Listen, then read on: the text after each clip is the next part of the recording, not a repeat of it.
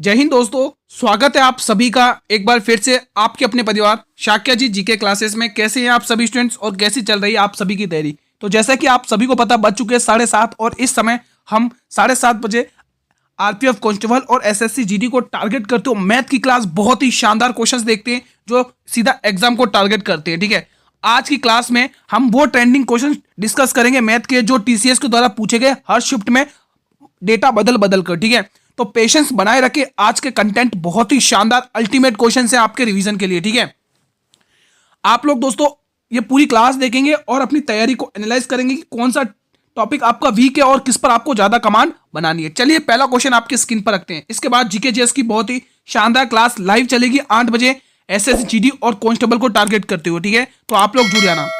निम्न को साधारण बिन में व्यक्त करें। बताइए, ऐसे क्वेश्चन जब भी आए दोस्तों कुछ नहीं करना है। पहले क्या बोला उन्होंने 641 लिखो, हमने 641 लिख लिया, 641 हमने लिख दिया। उसने जैसा कहा उसने वैसा कर दिया हमने।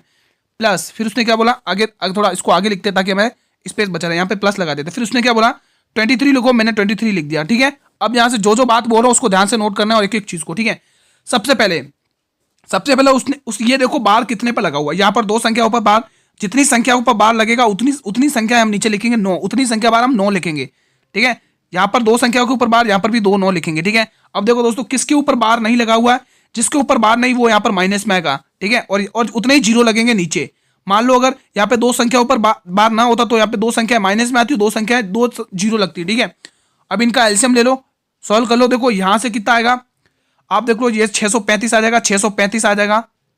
और यहाँ पर कितना आ जाएगा, ये 990 आ जाएगा। प्लस और ये कितना आएगा 23/99। ठीक है, अब इसको सॉल्व कर लो, यहाँ से वैल्यू निकाल लो कितना आ रहा है। एलसीएम ले लो, 990 आएगा, 990 एलसीएम आएगा इनका। ठीक है, इनका 990 आएगा तो ये 635 600। देखो ये चीज तो आपको आती होती है ना, ये चीज तो आपको मेन दिक्कत यहाँ पर डाटा बनाना रहती है। ठीक है, ये 10 बजेगा, ये 230 हो जाएगा, 230 हो जाएगा। ठीक है, अब इसको सॉल्व कर लो, 600 और 200 800 865 कितना हो गया स्टूडेंट्स, 865 865 865 865 अपॉन 990। 5 की टेबल से काट लो फटाफट से और आंसर निकालिए जल्दी से। ठीक है, 5 निकालो कितना, 5 एकन 5, 5 7 35, 5 3 15 और 5 की टेबल से काटेंगे 5 एकन 5, 5 एकन 5, 4 बचेगा 5 9 45, 4 5 8 40, यानी 173/98। किस ऑप्शन में 173/98? ऑप्शन नंबर ए में है। ठीक है, थोड़ा सा कैलकुलेटिव है लेकिन बहुत ही अल्टीमेट क्वेश्चन है भाई। इस क्वेश्चन में दोस्तों पेशेंस बनाए रखना। आरपीएफ के एसआई के क्वेश्चन से स्टार्ट किया और अंत भी हम एसआई क्वेश्चन से ही स्टार्ट करेंगे दोस्तों क्लास का। ठीक है, तो ये बहुत ही अल्टीमेट क्वेश्चन है भाई, पेशेंस बनाए रखना। आरपीएफ एसआई में ये क्वेश्चन डाटा बदल बदल कर ना जाने कितनी बार पूछा गया है। ठीक है, और 100 में से मात्र 20 से 10% लोग इसको सही कर पाए हैं। ठीक है, तो इस क्वेश्चन में पेशेंस बनाए रखना। एक क्वेश्चन मैं सिखाऊंगा, एक क्वेश्चन आप लोग करेंगे। ठीक है दोस्तों, पहले यहां पर थोड़ा सा एक करेक्शन कर लें। यहां पर y कमान रखने पर, y कमान 6 रखने पर y 6 रखने पर कमान रखने पर 6 का मान 6 प्राप्त होता है। दोस्तों यहाँ पे x का मान 6 है दोस्तों। ठीक है, यहाँ पर x का मान 6 है, यहाँ पर x का मान कितना प्राप्त होता है 6, x बराबर 6 है। ठीक है, अब इसको सॉल्व करते हैं, ध्यान से समझना। y की पावर 3 - 1 व्युत्क्रमानुपाती x है। ठीक है, तथा y की पावर 3 रखने पर x का मान 6 प्राप्त होता है, x का मान 6 प्राप्त होता है। ठीक है, तो y की मान 9 रखने पर x का मान क्या प्राप्त होगा, क्वेश्चन ये कह रहा है। अब ध्यान रखना कैसे करना है इस क्वेश्चन को। उसने कहा है कि जो x है वो इनवर्सली प्रोपोर्शनल है किसके, 1/y की पावर 3 - 1 के। कोई दिक्कत यहां तक नहीं? दिक्कत है? चलिए आगे बढ़ते हैं। एक एक क्वेश्चन को ध्यान से समझना, जहां समझ में नहीं कमेंट करना, बस पेशेंस बनाए रखना। ठीक है, उसने ये कहा अगर मैं y की वैल्यू 3 रखता हूं तो उसका x का मान 6 मान होता है। अगर कि y की वैल्यू 3 रखोगे तो x का मान 6 प्राप्त होता है। मतलब ये दोस्तों y का जैसे 1/y जिस मतलब कि व्यक्त में है ना, इनवर्स में है ना, तो हमें इसका मान भी इनवर्स में ही लिखना पड़ेगा। तो अगर आप x का मान अगर 6 रखते हैं तो आपको लास्ट में क्या पूछा, x का मान पूछा है, तो x का मान पूछा है। ठीक है, अब ये इसका व्यक्त है, ये ऊपर आ जाएगा और ये नीचे आ जाएगा। ठीक है, तो देखो y की वैल्यू अगर आप यहाँ पे अगर देखो पहले 9 रखते हो, अगर यहाँ पर 9 रखते हो, इसकी वैल्यू 9 का क्यूब कितना होता है, 729 होता है। 729 में अगर 1 घटाओगे तो 728 में डायरेक्ट लिख रहा हूं। ठीक है, 728 अपॉन, अब देखो यहाँ पे अगर एक और y की वैल्यू 3 रखी, ये तो हमने सॉल्व कर लिया, इसको ऊपर ले लिया क्योंकि हमने इसका इनवर्स लिया ना, तो हमें ऊपर लेना पड़ेगा। y की वैल्यू अगर आप 3 रखते हो यहाँ पे तो 3 का क्यूब 27 होता है, 27 में से 1 घटाओगे तो कितना बचेगा, 26 बचेगा। ठीक है, अब ये इधर भाग में इधर गुणा कर लो और इसको इधर गुणा में भेज दो। ठीक है, तो ये अब कुछ ऐसा दिखेगा। अब इसको सॉल्व करो, कितना आ रहा है 6 छंग 36 का 6 कैरी 3, 6 दूनी 12, 12 और 3 15, 15 156 और इधर कितना आ रहा है 728x, 728x। ठीक है, अब ये x मल्टीप्लाई इधर के डिवाइड में, तो ये वैल्यू कुछ अब ऐसी आएगी। अब ये वैल्यू थोड़ी सी कुछ ऐसी आएगी, मैं थोड़ा सा इधर लेके लिख रहा हूँ ताकि हमें स्पेस मिलता रहे। ठीक है, 156 अपॉन 728, बस इसको सॉल्व कर लो, आंसर निकाल लो, बस ये है x का मान। ठीक है, चलिए बहुत ही अल्टीमेट क्वेश्चन है भाई, मजा आएगा इसको सॉल्व करने। 2 की टेबल से काटेंगे आप लोग, 2 की टेबल से, 2 सत्ते 14 और 2 अट्ठे 16, 2 की टेबल से काट लो, 2 तिया 6, 2 छंके 12 और 2 चौके 8। ठीक है, अब ये अगर 13 की टेबल से जा रहा है, एक बार 13 की टेबल से काट के देखो इसको, 13 की टेबल से काट लो, 13 छंग 78, नहीं 13 की टेबल से नहीं जा रहा, 13 दूनी 26, एक काम करो 104, एक काम करते इसको वापस 2 की टेबल से काटते, 2 की टेबल से वापस काटो, 2 तिया 6, 2 नम 18, 2 एकन 2, 2 तिया 6, 2 दूनी 4। ठीक है, 2 एकन 2, नहीं 2 अट्ठे 16, 182 होगा, 182 होगा है ना, फिर 2 अट्ठे 16। अब इसको और काट के देखो, 13 दूनी 13 कन 13, 5 13 चौक 52, इसका आंसर मेरे हिसाब से 13 एकन 13, 13 तिया 39, 3 तिया 13, देख लीजिए क्या आएगा। एक काम करते दोस्तों, सबसे बेस्ट तरीका है, इसको हमको वैल्यू टर्मिनेट करना, एक बेस्ट तरीके से सॉल्व करेंगे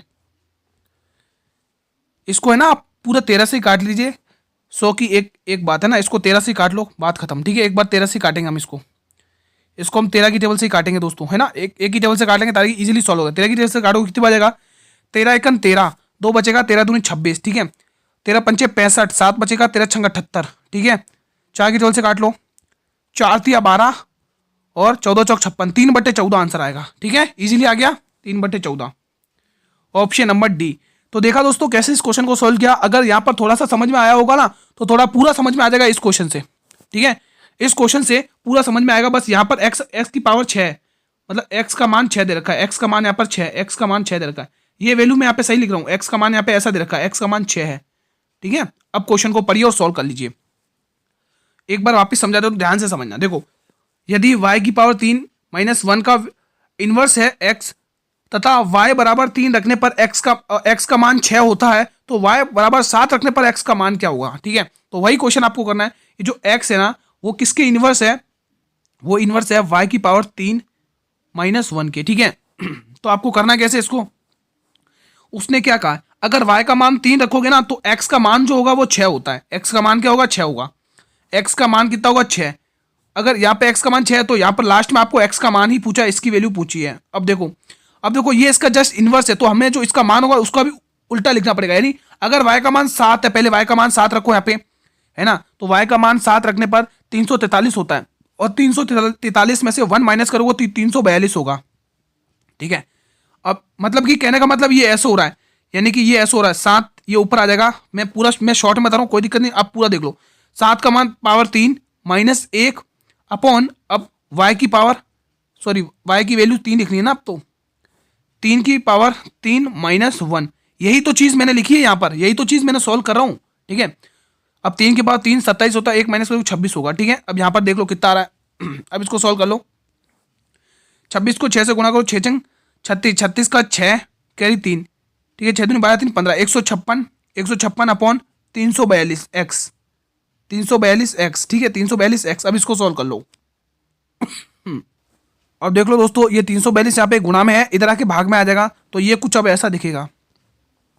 अब ये कुछ ऐसा दिखेगा, 156 बट्टे में 342 लिखना है, बट्टे में 342। अब इसको टेबल से काटो दोस्तों, किसकी टेबल से आप काट सकते हो, 13 दूनी 26, 26 4 ये जाएगा नहीं, इसको काट लो। अब कुछ नहीं, खाली वैल्यू टर्मिनेट करना है और कुछ नहीं। ठीक है, इसको 2 की टेबल से काटो, कितने 2 7 14, 2 8 16, 2 एकम 2, 2 7 14 और 2 एकम 2। 3 की टेबल से काटो, अब इसको 3 की टेबल से काटो, 3 की टेबल से काटो, 3 दूनी 6, 3 दूनी 6 और एक 3, 3 छंग 18, 26 आ रहा है, यानी 26 तो 2 ऑप्शन में कोई दिक्कत नहीं है। 3 5 15 और 3 7 21, 26/57, ये ऑप्शन नंबर बी। ठीक है, तो कैसे लगे ये 2 क्वेश्चन, अल्टीमेट है भाई, आरपीएफ एसआई में पूछे गए। ठीक है, चलिए अब इस क्वेश्चन का आंसर देंगे सभी भी, इजी क्वेश्चन है। इसका व्युत्क्रमानुपात अनुपात ज्ञात करना है दोस्तों, इसका भी इनवर्स ज्ञात करना है। ये अभी इस फॉर्म में है, 1 है, जब कुछ नहीं है तो नीचे अपन 1 मान लेते हैं ना, 1 मान लेते हैं, जब कुछ नहीं होता तो नीचे अपन 1 मान लेते हैं। इसका आपको व्युत्क्रमानुपात इनवर्स बताना है, तो इनवर्स बताना है दोस्तों, इसका आपको इनवर्स बताना है, inverse ratio, inverse inverse ratio बताना। इनवर्स यानी कि ये एक ऊपर आ जाएगा और ये भी एक ऊपर आ जाएगा, ये भी एक ऊपर आ जाएगा, यानी कि 1/1 रेशियो 1/2 रेशियो 1/3। ठीक है, अब आप सभी को पता है दोस्तों इसको कैसे सॉल्व करना है ना। आप सभी को पता है इनका एलसीएम लेंगे। एलसीएम कितना आ रहा है? 3 दूनी 6, तो कितना आ रहा है? 6 एलसीएम आ रहा है। कितना आ रहा है? 6 एलसीएम। कितना आ रहा है? 6 एलसीएम। 6 से गुणा कर, देखो एक ही तरह से काटोगे 6 बार, ये 6 आ गया। ठीक है, इसको काटोगे 3 बार, यहाँ 3 आ गया। इसको काटोगे 2 बार, 6 3 2। किस ऑप्शन में? 6 3 2, 6 3 2 एक ही ऑप्शन है, ऑप्शन नंबर डी। ठीक है, ये क्वेश्चन टीसीएस के द्वारा पूछे गए हैं। अल्टीमेट क्वेश्चन है, अल्टीमेट। बताएंगे इसका आंसर सभी वीर, इसका आंसर बताएंगे। क्या आंसर होगा? सभी वीर बताएंगे। बताइए दोस्तों। ये दोस्तों टीसीएस के द्वारा क्वेश्चंस पूछे गए हैं, ट्रेंडिंग क्वेश्चंस हैं दोस्तों, है ना, हल्के में ना लें इनको, क्योंकि छोटे से छोटे क्वेश्चंस भी गलत करते हैं कुछ स्टूडेंट। ठीक है, तो ये वैल्यू तो साफ साफ दिख रही है 12 है प्लस, अब ये वैल्यू साफ साफ दिख रही है कितना है?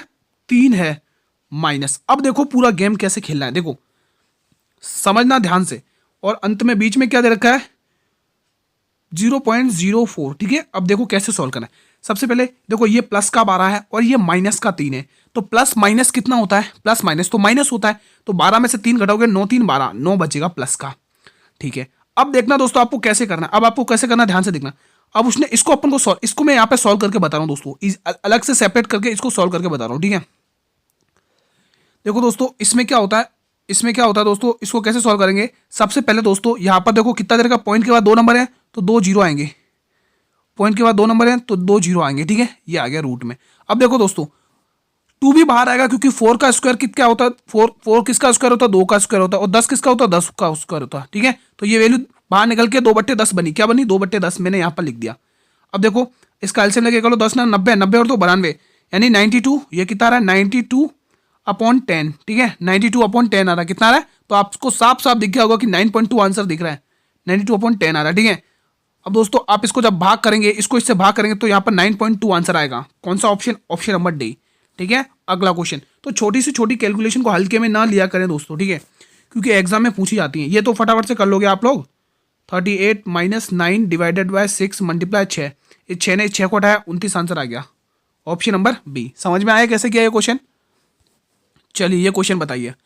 अल्टीमेट क्वेश्चन है, आरपीएफ एसआई का क्वेश्चन है, आरपीएफ एसआई का। ठीक है, इन क्वेश्चन को हल्के में ना लेने दोस्तों, ये क्वेश्चंस भी गलत करके आए कुछ स्टूडेंट। ठीक है, तो हल्के में तो बिल्कुल किसी क्वेश्चन को लेने की जरूरत नहीं है। जैसा कि मैंने स्टार्टिंग में कहा, अल्टीमेट क्वेश्चन है आज के।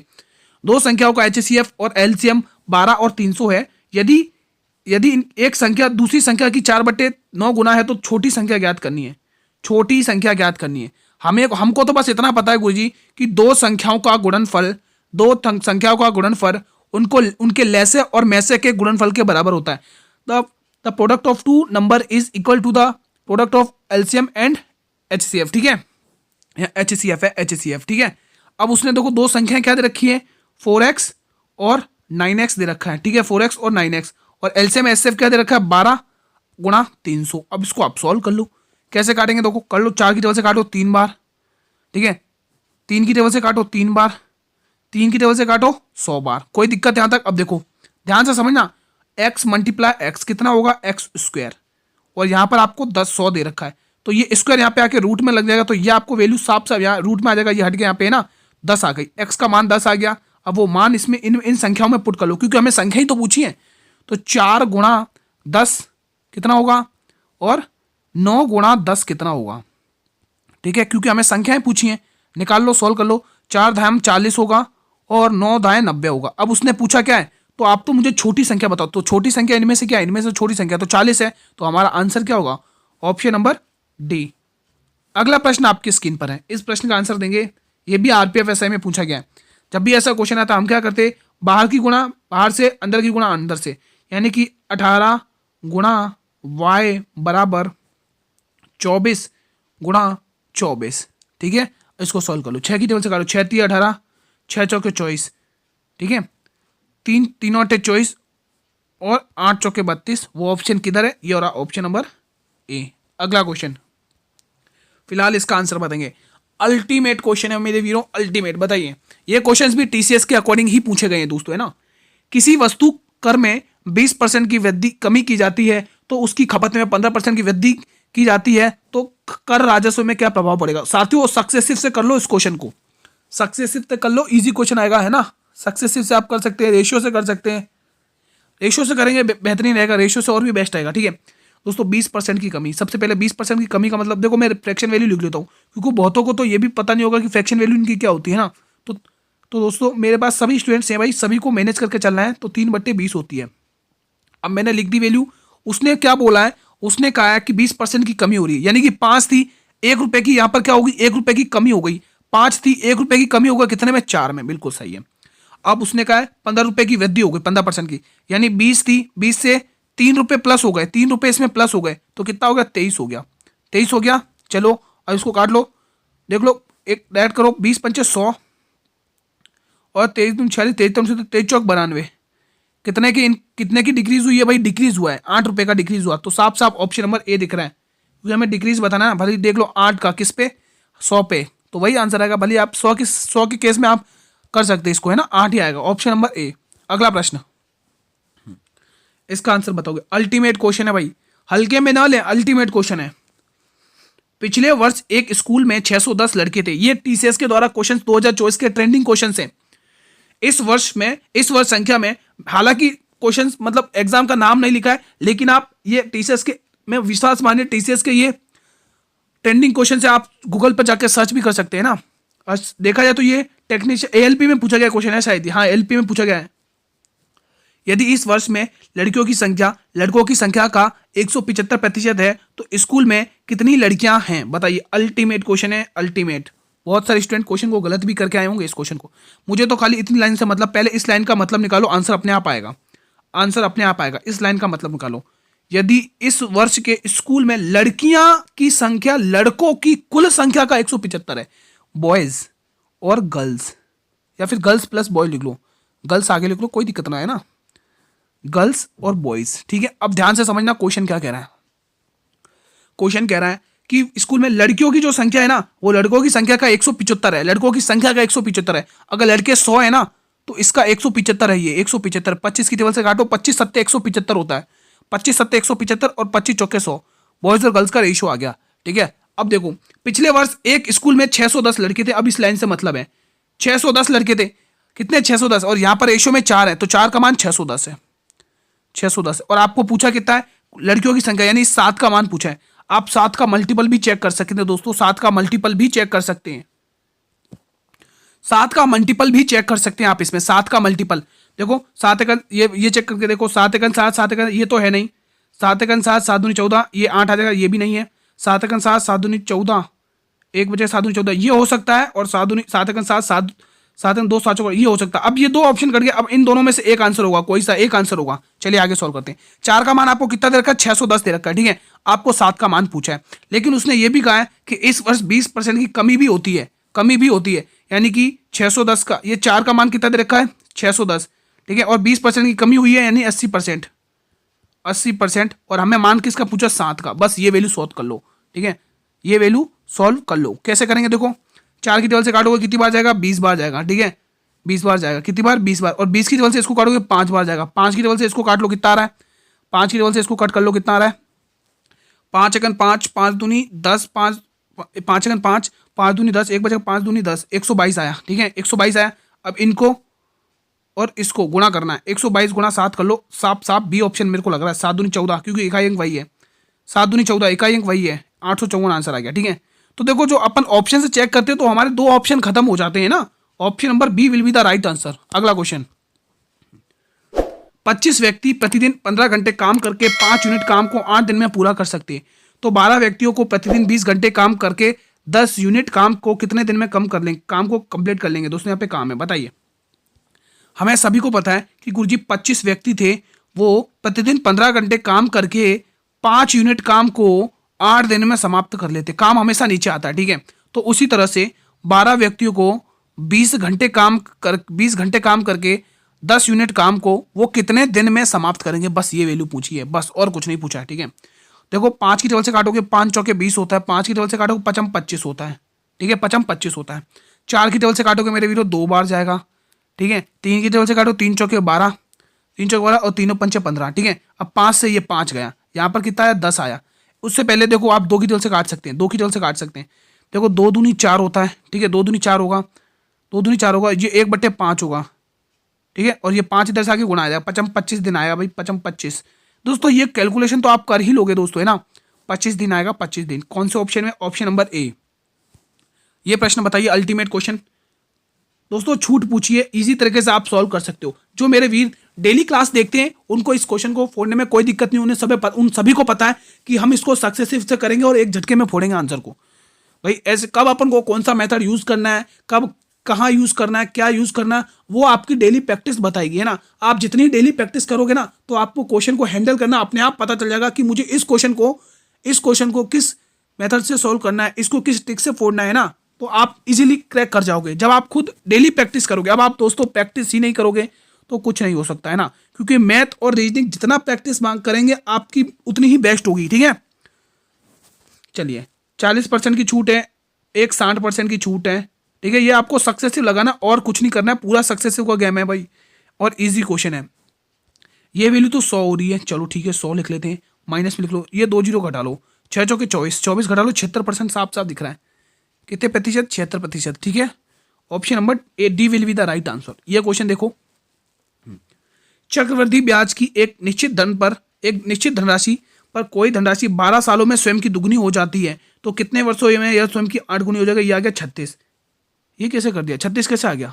बिल्कुल आप भी कर पाओगे जब आपको ये पता होगा। देखो जब भी ऐसा क्वेश्चन आता है कि कोई धनराशि 12 साल में, इतना पढ़ो, कोई धनराशि चक्रवृद्धि ब्याज की 12 सालों में दुगनी हो रही है, 12 सालों में दुगनी हो रही है, 12 ईयर, 12 सालों में ये धनराशि 2 गुना हो रही। कितना हो रही है? 2 गुना, ठीक है। तो ये 8 गुना कितनी होगी दोस्तों? 8 गुने का मतलब क्या होता है? 8 गुने का मतलब क्या होता है? 8 गुने का मतलब होता है कि 2 की घात 3, यही तो 8 होता है, 2 की घात 3। तो 2 की घात 3 यहां लिखेंगे। अब देखो दोस्तों, आपको अब ध्यान से सुना, जब भी ऐसे बन जाए प्रीक्वेशन तो इस पावर को इससे गुणा कर लेना, मजा आ जाएगा। 12 36, ऑप्शन नंबर डी, ठीक है। समझ में आया कैसे किया ना। अगर जिन भी मेरे वीडियो को क्वेश्चन अगर समझ में ना आता हो ना, तो एक बार थोड़ा सा कर्सर पीछे करेंगे और एक बार उसको मैंने जो करवाया, जैसे क्वेश्चन सॉल्व कराया, उसके अकॉर्डिंग क्वेश्चन को सॉल्व करने की प्रैक्टिस करेंगे, ठीक है। फिलहाल इसका आंसर बताइए। एक कार 80 किलोमीटर की दूरी 20 किलोमीटर की चाल से और 30 किलोमीटर की दूरी 30 किलोमीटर की चाल से तय करता है, तो औसत चाल क्या होती है? औसत चाल यानी स्पीड पूछा है। बताइए दोस्तों, कुल दूरी बट्टे कुल समय, एवरेज स्पीड क्या होती है? एवरेज स्पीड होती है total distance upon total time. Total distance upon total time, मतलब कि औसत चाल होती है कुल दूरी बट्टे कुल समय, ठीक है। तो कुल दूरी निकाल लो पहले। देखो आप 80 किलोमीटर की दूरी दूसरी चला रहे हो, ठीक है। 80 किलोमीटर की दूरी है, पहले तो आप देखो यहाँ पे पहले इक्वेशन बता दो। 80 किलोमीटर किसकी चाल से? 20 की चाल से। तो आपको यहाँ पे समय कितना लगा? 4 घंटे लगा। कितना? 4 घंटे। उसी तरह से 30 किलोमीटर की दूरी है और आप 30 किलोमीटर की चाल से चल रहे हैं, तो यहाँ पर कितना समय लगा? 1 घंटा लगा, 1 घंटा, ठीक है, 1 आवर। अब आपको क्वेश्चन को सॉल्व करना है। हमें फॉर्मूला कह रहा है कि आप तो मुझे पहले कुल दूरी लेकर आओ। कुल दूरी कहाँ है भाई? वो लेके आओ।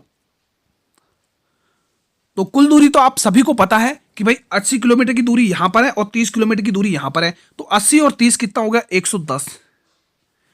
ये 110 कैसे है पता है ना? 80 प्लस 30, ये कितना हो गया? 80 प्लस 30 कितना हो गया? 110 हो गया, ध्यान रखना। तो मैंने यही लिखा है, ठीक है। अब कुल समय लेके आओ। कुल समय तो हमें पता है 4 घंटे यहां लगे, 1 घंटा यहां लगा, इन दोनों को जोड़ा तो टोटल 5 घंटे हो गए, तो 5 घंटे यहां लगा, बस निकाल लो। 22 पंचे 110, तो कितना आ गया? 22 किलोमीटर। 22 किलोमीटर और उसकी चाल आ गई, ठीक है। ऐसे आपको क्वेश्चन को सॉल्व करना। आई होप गाइज आपको अच्छे से समझ में आया होगा। फिलहाल इसका आंसर बताएंगे। अल्टीमेट ये भी क्वेश्चन है, बहुत ही शानदार क्वेश्चन है। बताएंगे इसका आंसर। 24 विद्यार्थियों की औसत आयु 31 वर्ष है। ध्यान से पढ़ना और अच्छे से सॉल्व करना है। यदि अध्यापक की आयु को भी शामिल कर दिया जाता है तो औसत में 1 वर्ष की वृद्धि हो जाती है। अध्यापक की आयु क्या होगी? बहुत ही शानदार क्वेश्चन है और एग्जाम में ऐसा क्वेश्चन फिक्स है, आपके एग्जाम में आएगा, गारंटी के साथ कह रहा हूं, ठीक है। तो इसीलिए मैं आपको टीसीएस के अकॉर्डिंग पढ़ाने की पूरी कोशिश कर रहा हूं, ताकि क्वेश्चंस इन्हीं पर बेस्ड आपको देखने के लिए। अगर डाटा चेंज होना चाहिए भाई, डाटा भले तुम कितना भी चेंज कर लो, अगर हमें कंसेप्ट पता है ना, तो हम आप कोई सा भी क्वेश्चन तो हम उसको फोड़ कराएंगे। अगर आपको कंसेप्ट पता है, डाटा आप कितना भी चेंज कर लो, उससे हमें कोई फर्क नहीं पड़ता। बस कंसेप्ट मजबूत होना चाहिए। बस बड़े से बड़े क्वेश्चन को आप हिलाने की दम रखते हो जब आपके पास कंसेप्ट मजबूत होते हैं, ठीक है। चलिए क्वेश्चन को सॉल्व करते हैं। 24 विद्यार्थियों की औसत आयु 31 वर्ष है। मान लो 24 विद्यार्थी, एक ऐसे करके, 2 करके, ऐसे करके, 3 करके, ऐसे करके 24 विद्यार्थियों की औसत आयु, 24 विद्यार्थियों की औसत आयु उसने कितने? देखो मैं पहले डायग्राम के हिसाब से, मतलब पूरा थ्योरी इस सिस्टम से बता रहा हूँ, फिर आप अगर चाहे तो इसको ओरल में 2 सेकंड में उड़ा सकते हैं ना। एक बार देखो आप कैसे करें, पहले बेसिक देखो, क्योंकि बेसिक से ही ट्रिक बनती है ना। बिना बेसिक से, अगर बेसिक ही पता नहीं तो ट्रिक कहां से बनाओगे। ठीक है, इन सभी विद्यार्थियों की औसत आयु 31 वर्ष, इसकी भी 31 वर्ष है, इसकी भी 31 वर्ष है, इसकी भी 31 वर्ष है और इसकी भी 31 वर्ष है। कोई दिक्कत यहां तक? कोई दिक्कत नहीं, आगे बढ़ते हैं।